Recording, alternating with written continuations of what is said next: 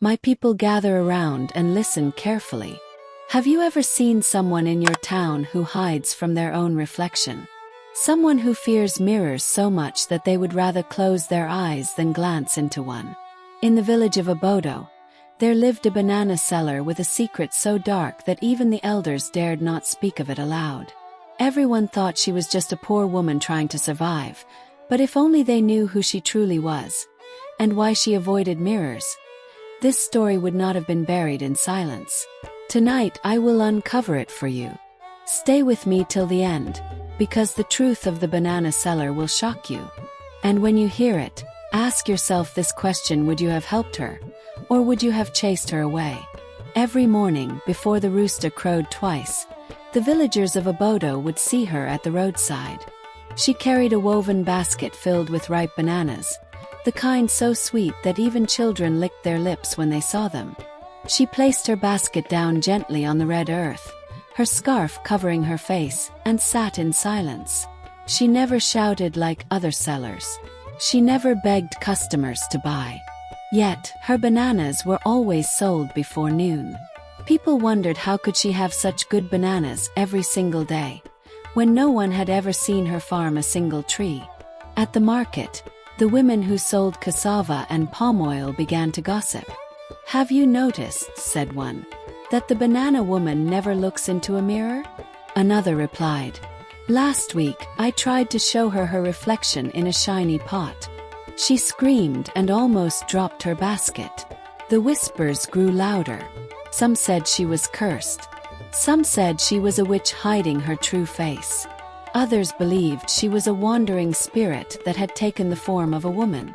No one dared to ask her directly, but curiosity grew like fire in dry grass.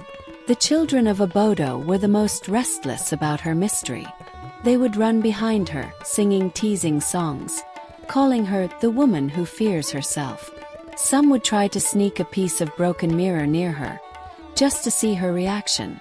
Each time she would flinch, clutch her basket tightly, and walk away quickly without a word. Her fear was not pretend, it was deep and real. Even the boldest child would feel a chill and stop laughing after seeing her trembling hands.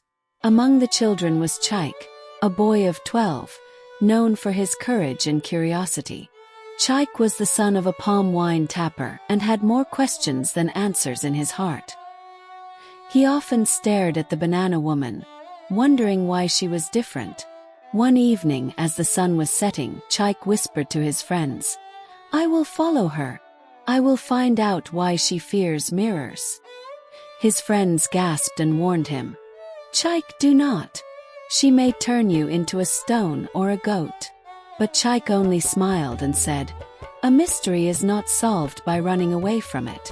The next morning, after buying a banana from her, Chaik trailed behind her quietly as she left the market. She walked with slow, steady steps, her scarf still covering half her face. But just as Chaik thought he had her secret path, she turned suddenly and looked behind. His heart raced, and he quickly hid behind a tree. She stood there for a while, as if she could sense eyes watching her. Then she shook her head and walked away. Chaik realized he had to be more careful. That evening, Chaik overheard his father and the elders speaking. Elder Okonkwo, the oldest man in the village, warned, "This woman is not ordinary. She carries something from the spirit world. Do not meddle in her affairs." But Chaik was not satisfied. He thought, "If she truly carries a curse, why has no harm come to us all these years? She sells bananas, nothing more." The warning of the elders only made his curiosity stronger. A week later, Chaik prepared himself better. He hid behind a group of bushes and waited until she packed her empty basket and started walking away. This time, she took a narrow path that led into the thick forest. Chaik followed quietly, his heart beating fast. The deeper they went, the darker it became.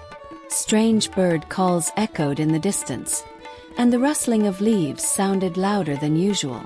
But Chaik refused to turn back. At last she reached a clearing. In the middle of the forest was a pond, so still that it looked like polished glass. The moonlight made the water glow silver. The woman knelt by the pond, dipped her hands inside, and whispered words that Chaik could not understand. Suddenly, golden bananas began to appear, floating on the surface of the water. She picked them one by one and filled her basket.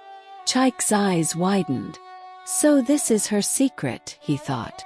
Then something strange happened. As she leaned over the pond, her reflection appeared.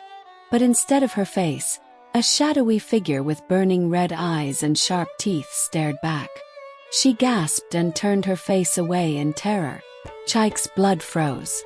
Now he understood why she avoided mirrors. It was not vanity. It was not madness.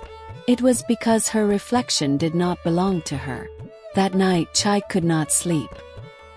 He kept seeing the fiery reflection in his dreams. He wondered, is she human? Or is she half spirit? His mind battled between fear and pity. At dawn, he decided to tell the elders. He thought they deserved to know. But in his heart, a part of him felt sorry for her. When Chaik spoke to the elders, they listened in silence. Elder Okonkwo stroked his white beard and said, "Long ago, the spirit of the pond cursed a woman who broke its sacred mirror. That woman was doomed never to see her own face again. If she ever looked too long at her reflection, her soul would be swallowed." The elders murmured in fear. Some said she should be chased away. Others said she had done no harm and should be left alone. But whispers of suspicion spread faster than fire. The next day at the market, villagers gathered around her. "Who are you really?" one woman shouted. "Why do you fear mirrors?" another demanded. Men stood with arms crossed, their eyes filled with suspicion. The banana seller's hands shook. She dropped her basket and tried to flee, but the villagers blocked her path. Her scarf slipped from her head, revealing eyes that glowed faintly in the sunlight. The crowd gasped in fear. Tears ran down her cheeks as she cried, "I was once a young maiden like you, but I disrespected the spirit of the pond by breaking its sacred mirror. As punishment, I was cursed never to see my own reflection again. If I do, I will disappear from this world." Her voice trembled as she spoke. "The bananas I sell are given by the spirit itself. They are my burden and my survival." The market fell silent. The villagers split into two groups. Some pitied her and whispered, "She has suffered enough." But others shouted, "She is cursed. Her presence will bring us misfortune. Let us drive her away before it is too late." Voices rose like thunder. Children cried and clung to their mothers. The air was thick with fear and anger. Before the crowd could move against her, Chaik stepped forward. "No," he shouted. "She has harmed no one. She feeds us. Her curse is her burden, not ours." His small voice carried more strength than the loudest man. The villagers paused. They looked at the boy standing like a shield before the woman. Even the banana seller stared at him in disbelief, her tears still falling. Suddenly the ground shook. The air grew cold. A mist rose from the edge of the village, and the pond spirit appeared in a towering form. Its voice boomed. "Why do you torment her? She has paid her price." The villagers fell on their knees, trembling. The spirit's eyes glowed like fire, and its presence silenced even the bravest man. The spirit turned to the woman. "You have carried this curse for many years, but because of the courage of this boy who stood for you, your suffering ends today." The villagers gasped. The woman fell to her knees, unable to believe her ears. Chaik stood frozen, his heart pounding, but the spirit's words filled him with pride. The spirit waved its hand, and a villager's mirror was brought forward. "Look," the spirit commanded. Slowly, the woman lifted her face and stared into the mirror. For the first time in years, her reflection was her own. No shadows, no fiery eyes, just a weary woman set free. She let out a cry of joy and collapsed in tears. The villagers looked at one another with shame. They had nearly stoned her, yet she had done them no harm. Some lowered their heads. Others walked away quietly, unable to meet her eyes. Elder Okonkwo said, "Let this be a lesson. Fear should never blind us to compassion." His words carried weight, and the villagers listened. The woman hugged Chike tightly. "You saved me," she whispered. "You saw beyond my curse and gave me hope." Chike smiled shyly, his heart filled with warmth. From that day, she treated Chike like her own son. And every harvest, the first bunch of bananas was always his. The woman remained in the village, no longer hiding behind a scarf. She joined the women at the market, laughed with the children, and even sang songs at the stream.